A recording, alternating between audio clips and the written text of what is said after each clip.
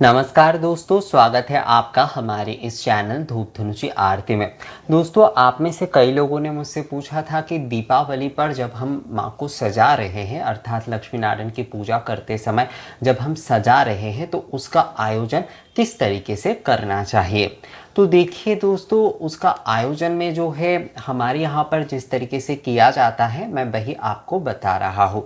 हमारे यहाँ पर मूल रूप से घर पे जो पूजा होती है वो लक्ष्मी नारायण की पूजा होती है, यानी चाहे वो दीपावली के दिन हो, कोजागरी के दिन हो, यहाँ पर लक्ष्मी नारायण की ही पूजा होती है। कई घरों में जैसे केवल माँ लक्ष्मी की जो छवि रखकर या फिर जो है धान पर पूजा होती है उस तरीके से भी करते हैं, पर मूल रूप से घर पे जो पूजा यहाँ पर होती है वो लक्ष्मी नारायण की ही होती है। दफ्तर में जो पूजा किए जाते हैं या फिर दुकानों में जो पूजा किए जाते हैं वहाँ पर जो है लक्ष्मी गणेश की पूजा की आयोजन की जाती है। वैसे यहाँ पर जो मारवाड़ी समुदाय के लोग रहते हैं वो घर पे भी जैसे लक्ष्मी गणेश की ही पूजा करते हैं और दुकान में और उनके दफ्तर में भी लक्ष्मी गणेश की ही पूजा करते हैं मूल रूप से। पर अगर हमारे यहाँ की यानी पूर्वी भारत की चलन यहाँ पर हमारी यहाँ की चलन की अगर बात करें पारंपरिक तौर पर, तो यहाँ पर घर पे लक्ष्मी नारायण की पूजा ही दीपावली के दिन किया जाता है। जो लक्ष्मी पूजन होता है मूल रूप से उसमें लक्ष्मी नारायण का ही आवाहन किया जाता है। तो दोस्तों, लक्ष्मी पूजा के लिए जो है जब आप सजा रहे हैं तो मांगलिक चीज़ों का इस्तेमाल करना बहुत ज़रूरी होता है। दीपावली के दिन के जो लक्ष्मी पूजन होते हैं ना, वो आपके साल भर के कहा जाता है कि जो समृद्धि होता है उसके लिए आप माँ से प्रार्थना कर रहे हैं। तो समृद्धि का मतलब सिर्फ पैसा या धन नहीं होता है। समृद्धि कई प्रकार के हो सकते हैं। जो छात्र होते हैं उसके पढ़ाई में ही उसकी समृद्धि है।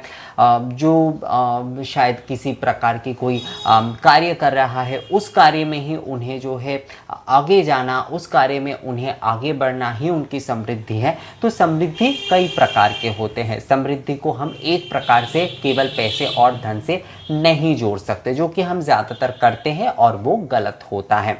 तो एक प्रकार से अगर देखा जाए कि हमारी आगे बढ़ने की जो प्रेरणा है, हमारे जीवन में सौंदर्यता से श्री के साथ कोई भी कार्य जब हम करके उसे आगे लेकर जा रहे हैं तो वही हमारी समृद्धि है। और दीपावली के दिन हम श्री लक्ष्मी नारायण से जो है उसी के प्रार्थना करते हैं। तो मांगलिक तौर पर वैसे तो हर प्रदेश के हर परिवार के भी जो है ना अपने अपने तरीके की कुछ मांगलिक चीज़ें होते हैं। आंचलिक तौर पर ये बदल जाते हैं, हर प्रदेश में हर चीज़ें शायद नहीं मिलते हैं। तो आपके वहाँ पर जो भी सारे मांगलिक चीज़ें मिलते हैं आप उसी से सजाए, आप उसी से जो है मांगलिक कार्य मतलब लक्ष्मी पूजा के जो भी सारे मांगलिक अनुष्ठान हैं उसे आप करिए।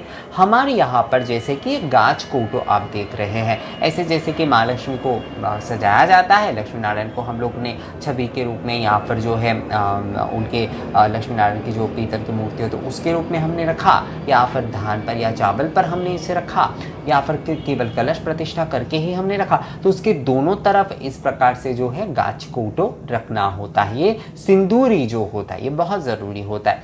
ऐसे जल शंख जो होता है वो बहुत ज़रूरी होता है भगवान के सामने उस दिन रखना। कलश के एकदम सामने ही जलपूर्ण शंख जो है वो रखना ही होता है। कई लोगों को शंख बजाना नहीं आता है, कई लोग मुझे कहते हैं तो कोई बात नहीं, आप कम से कम जो है जलपूर्ण शंख रखने की कोशिश कीजिए, ये मिल जाएगा आपको। आप थोड़ा ढूंढिए, जो भी आपके पंसरी की दुकान है यानी पूजा सामग्री भंडार जो है वहाँ पर आपको ये जो जलपूर्ण शंख है ये आपको मिल जाएगा। आप बस उन्हें थोड़ा सही तरीके से बताइएगा, क्योंकि ज़्यादातर लोग क्या होता है वो सही तरीके से ना बता नहीं पाते, तो दुकानदार जो है वो भी सही तरीके से समझ नहीं पाते। तो इसलिए आप सही तरीके से एक बार बताइएगा, देखिएगा दुकानदार भी समझ जाएगा और आपको भी वो चीज़ ज़रूर मिल जाएगा। तो इस तरीके से दो सिंदूरी अगर आप रख पाते हैं माँ लक्ष्मी के दोनों तरफ तो बहुत अच्छा होता है। ये जो है आप जलपूर्ण शंख रखिए। माँ के दोनों तरफ जो है ना फूलदानी में कमल के पुष्प आप रख सकते हैं, 4-4 या 8-8 या फिर 5-5 ही पुष्प आप रख लीजिए। माँ के दोनों तरफ कमल के पुष्प रख के आप सजाइए, वो एक मांगलिक जो विषय है वो हो गया। कौरिया आप रख सकते हैं, कौरिया बहुत अच्छा होता है। आप जो है दीपक चाहे आप मतलब जो 5 दीपक या फिर 7 दीपक जो जलाए जाते हैं दोनों तरफ वो भी आप रख सकते हैं, या फिर केवल जो है एक एक दीपक भी जो है ना वो बाती स्तंभ के साथ, छोटे वाले बाती स्तंभ के साथ भी जो है वो आप रख सकते हैं। मेरे पास नहीं है दोस्तों, तो मैं आपको दिखा नहीं पा रहा हूँ, और अभी भी मैंने इन सारी चीज़ों का कोई खरीदारी तो नहीं किया है अलग से, क्योंकि खरीदारी करके अगर वीडियो बनाऊंगा तो बहुत देर हो जाएगा, तो इसलिए जो है मैं अभी आपको बता दे रहा हूँ। आप लोग समझ ही जाते होंगे क्योंकि बहुत ही समझदार है आप लोग। और इस तरीके से जैसे कि दोनों धुनुची मैंने रखा है, बिल्कुल उसी तरीके से दोनों दीपक आप रख सकते हैं, और उसके साथ ये 2 धूप भी आप रखिए, मतलब दोनों तरफ ना धुनुची भी आप रखिएगा। ये बहुत अच्छा होता है कि दोनों तरफ जब आप धुनुची रखते हैं, उसके जो धुएं जो है धीमे धीमे करके भगवान को मिल रहा है, तो ये एक प्रकार से धूप विलास भी हो रहा है। तो जब आप दोनों तरफ 2 दीपक रखेंगे तो उसके साथ ही दोनों तरफ 2 धुनुची भी रखने की कोशिश करिएगा। ये बहुत ही अच्छा होता है दीपावली के रात्रि के लिए, यानी दीपावली की संध्याकालीन पूजा बोल लीजिए, या फिर पूरी रात्रि अगर आप इसे जलाकर रख पाते हैं, जिस तरीके से अखंड धूप जलाए जाते हैं उस तरीके से, तो बहुत ही अच्छा होता है।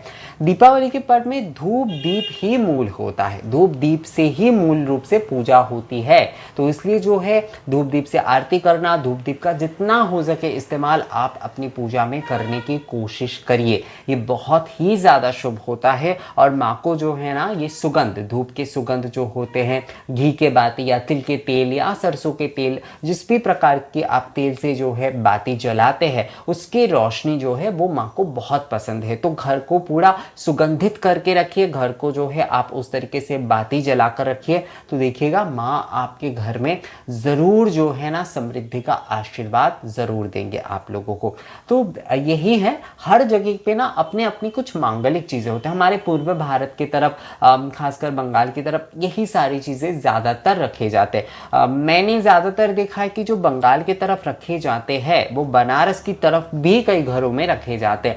मैं एक्चुअली बनारस की संस्कृति के साथ या फिर बनारस के लोगों के साथ मैं थोड़ा जान पहचानता हूँ, अर्थात उनके साथ थोड़ा बहुत बातें होती है, जान पहचान की होती है, और वो अपनी संस्कृति के बारे में बताते हैं। मैं गया भी हूँ वहाँ पर, तो कई चीज़ें जो है ना मुझे वहाँ पर एक लगता है। कई लोग मुझे बताते हैं कि हमारे साथ तो आपके ये भी मिलते, तो आप हमारे विषय में क्यों नहीं बताते। तो असल में बहुत सारी चीज़ें एक जैसे हो ही सकते हैं कई लोगों के साथ, बस मैंने जो बनारस में देखा है मैं इसलिए बनारस के बारे में बात करता हूँ, और इसलिए जो है मैं मूल रूप से जो है ना मेरा पूजा के ऊपर भी जो फोकस होता है, आप देखिएगा जिस तरह से मैं आरती के बारे में बात करता हूँ, जो कि गंगा आरती में भी आपको दिखाई देगा, दुर्गा पूजा की आरती में भी आपको दिखाई देगा, मैं बंगाल और बनारस इन दोनों जगह की संस्कृति को लेकर जो है आप लोगों को ज़्यादातर वीडियो और जानकारी देने की कोशिश करता हूँ दोस्तों। तो इसलिए जो है हो सकता है कि मैं बनारस के बारे में बात करूँ, तो ऐसा बिल्कुल नहीं है कि दूसरे जिन जगहों से मिलता है मैं उनके बारे में बात नहीं कर रहा हूँ, तो इसका मतलब ये है कि मैं उन सारी चीज़ों को स्किप करके जा रहा हूँ। हर जगह के बारे में पता होना उतना संभव नहीं होता है, पर हाँ मांगलिक चीज़ें कई जगह के साथ कई जगह के मिल सकते हैं। बंगाल के साथ हो ही सकता है कि राजस्थान के कई चीज़ें मिल जाए, और हो ही सकता है कि महाराष्ट्र या दक्षिण के कुछ चीज़ें उत्तर के साथ बहुत अच्छे तरीके से मिल जाए। तो ऐसा हो ही सकता है मांगलिक चीज़ों के विषय में। तो आपके वहाँ पर जो भी सारे मांगलिक चीज़ें मिलते हैं आप उसी से सजाइए, आप उन्हीं से जो है माँ का सजावट करिए, अर्थात दीपावली की सज्जा कीजिए। उसमें बस ऐसे चीज़ों का अगर थोड़ा आप इस्तेमाल कर पाते हैं तो अच्छा है, जैसे शंख, सिंदूरी, 2 तरफ धूप रखना, 2 तरफ दीप रखना, कौड़ियाँ माँ के सामने रखना या कलश के नीचे रखना, ये सारी जो चीज़ें अगर आप थोड़ा कर पाते हैं तो ये बहुत अच्छा होता है। तो इसी तरीके से आप अपनी लक्ष्मी पूजा का आयोजन करिए। लक्ष्मी गणेश की पूजा करते हैं या लक्ष्मी नारायण की पूजा करते हैं, उसमें कोई बहुत बड़ी विषय नहीं है, क्योंकि कई लोग मुझे पूछ रहे हैं, मैं इसके बारे में अलग वीडियो बनाने के बारे में सोच रहा हूँ।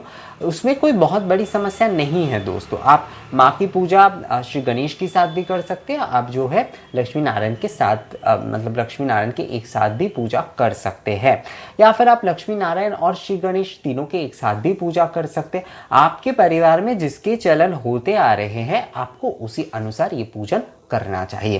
तो दोस्तों ये वीडियो आपको कैसा लगा मुझे कमेंट्स करके ज़रूर बताइएगा। अगर वीडियो अच्छा लगा है तो उसे लाइक और शेयर भी ज़रूर कर दीजिएगा। मिलेंगे आपसे अगले वीडियो में नए किसी जानकारी के साथ, तब तक के लिए नमस्कार।